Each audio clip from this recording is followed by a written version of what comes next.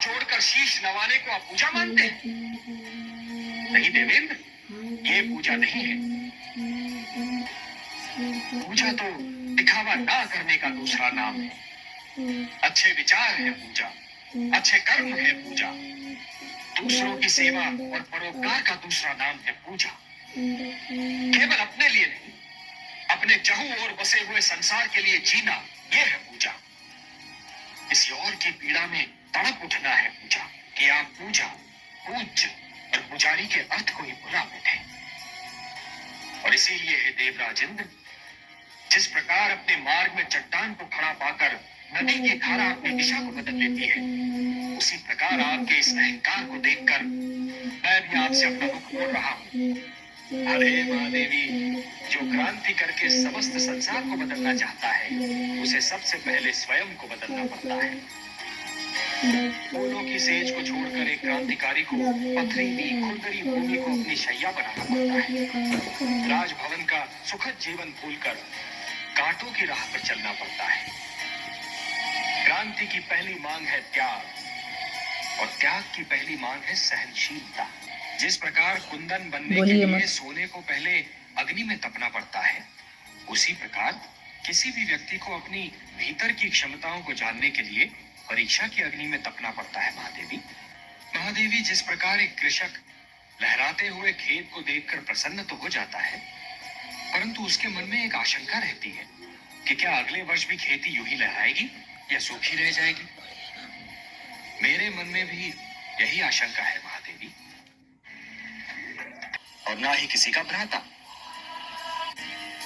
खेत को देखकर प्रसन्न तो हो जाता है, परंतु उसके मन में एक आशंका रहती है कि क्या अगले वर्ष भी खेती यूं ही लहराएगी या सूखी रह जाएगी। मेरे मन में भी यही आशंका है महादेवी, कि प्रहलाद की बनाई हुई परंपरा उसकी परीक्षा की अग्नि में तपना पड़ता है। महादेवी, जिस प्रकार एक कृषक लहराते हुए खेत को देखकर प्रसन्न तो हो जाता है, परंतु उसके मन में एक आशंका रहती है कि क्या अगले वर्ष भी खेती यूं ही लहराएगी या सूखी रह जाएगी। मेरे मन में भी यही आशंका है महादेवी, कि प्रहलाद की बनाई हुई परंपरा उसकी अगली पीढ़ियों तक बनी रहेगी या नहीं। हाँ, मेरा पौत्र विरोचन अब युवा होने वाला है। देखते हैं वो अपने पिता से कौन से गुण प्राप्त करता है। प्रहलाद की एक परीक्षा ये भी होगी कि जिन आसुरी प्रवृत्तियों को उसने बदल दिया, क्या वो उन्हें दोबारा उभरने से रोक पाता है। और क्या किया दुष्ट विरोचन ने? उस अधम ने तो हमारी पूजा बंद करवा दी थी। आप तो देवता हैं, आपको तो ये ज्ञात होना चाहिए देवराजन, कि पूजा किसी के प्रति स्नेह और श्रद्धा की ऐसी भावना है जो यदि मन में जन्म ले तो कोई उसे दबा नहीं सकता, परंतु यदि मन में जन्म ना ले तो कोई उसे उत्पन्न भी नहीं कर सकता। परंतु हे परमनाथ, हमारी पूजा तो न जाने कब से निरंतर होती चली आ रही है। हाँ महादेवी, निस्संदेह यह निर्णय बहुत कठिन होगा, परंतु एक अवसर भी तो है पुत्र प्रहलाद के लिए ये जानने का कि पिता प्रहलाद और राजा प्रहलाद दो भिन्न भिन्न व्यक्तित्व हैं। जिस प्रकार योग्य तोल के लिए तुला के दोनों पलड़ों का संतुलित रहना आवश्यक होता है, उसी प्रकार प्रजा का न्याय करते समय राजा का भी संतुलित होना बहुत आवश्यक होता है। महादेवी, सिंहासन पर बैठने के उपरांत एक राजा को यह जान लेना चाहिए महादेवी, कि अपने परिवार और अपनी प्रजा के साथ उसका संबंध एक समान है। वो ना तो किसी का पिता है, ना किसी का पुत्र। 1000 का स्टॉक सिर्फ 250 रुपए में तो बहुत शीघ्र कंगाल हो जाएगा। यही तो विधि है। राजा का भी संतुलित होना बहुत आवश्यक होता है महादेवी। सिंहासन पर बैठने के उपरांत एक राजा को यह जान लेना चाहिए महादेवी, कि अपने परिवार और अपनी प्रजा के साथ उसका संबंध एक समान है। वो ना तो किसी का पिता है, ना किसी का पुत्र, और ना ही किसी का भ्राता। हे देवर्षि, जिस प्रकार यदि कोई व्यक्ति उधार लिए हुए धन को यदि अपनी संपत्ति मानेगा तो बहुत शीघ्र कंगाल हो जाएगा, यही तो विधि का विधान है महादेवी। जो दूसरे को दुख देकर हंसता है, होली उसे दुख देकर 100 बार रुलाती है। इसलिए दूसरों को दुख देने से पहले इतना अवश्य सोच लेना चाहिए कि यदि इसी दुख का वज्र अपने सिर पर गिरे तो क्या होगा। महादेवी, जिस प्रकार बिच्छू को यह ज्ञान नहीं होता कि उसका डंक केवल किसी और को नहीं स्वयं उसे भी चुभ सकता है, उसी प्रकार एक दुष्कर्मी को भी यह ज्ञान नहीं होता कि उसका दुष्कर्म स्वयं उसे भी हानि पहुंचा सकता है।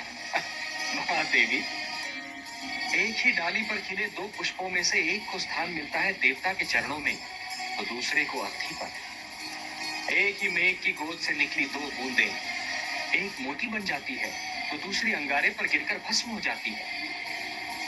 ये सब फल होता है इस सत्य का कि किसे कैसी संगत मिलती है। सत्य कहा आपने महादेवी, सत्य कहा। और इसीलिए माता पिता को सबसे अधिक ध्यान बाल्यावस्था में संतान के चरित्र निर्माण पर ही देना चाहिए। इस प्रकार जब जल माटी को गीला कर देता है तो माटी में से सुंदर अंकुर फूटते हैं।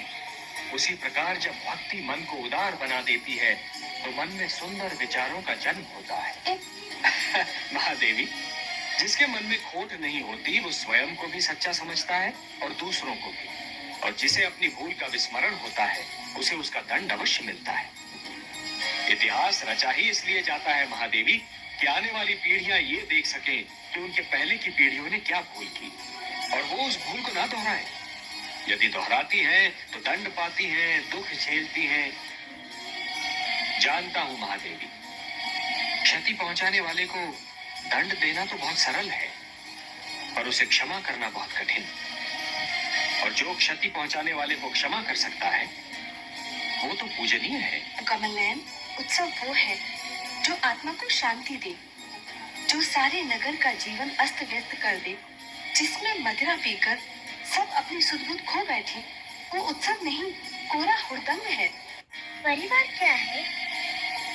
प्रभु, मुझे इसका ज्ञान दीजिए। परिवार वो है वत्स जो जीने का उद्देश्य देता है, मानव को ये बताता है कि संसार में क्यों जिया जाए, किसके लिए जिया जाए। और संसार क्या है भगवान? संसार संसार एक बड़ा परिवार है पुत्र। परिवार का विशाल रूप मेरी श्रेष्ठ रचना है। वसुधैव कुटुंबकम, ये सारी वसुधा, ये सारी धरती एक ही कुटुंब है, एक ही परिवार है वत्स। परंतु संसार के भले के लिए मर जाना ये वो महान कार्य है जो प्राणी को मरकर भी अमर बना देता है। वासुदेव, मुझे बताइए कि कर्म क्या है? कर्म पूजा है वत्स, कर्म यज्ञ है, कर्म जीवन है, जीवन का आदर्श है। और जीवन क्या है देव? जीवन जीवन एक सौभाग्य है पुत्र, एक वरदान है, मेरा दिया हुआ प्रसाद है, एक अवसर है। मत अब और प्रश्न पूछने हैं मुझसे? कुछ नहीं पूछना प्रभु, अब कुछ नहीं पूछना।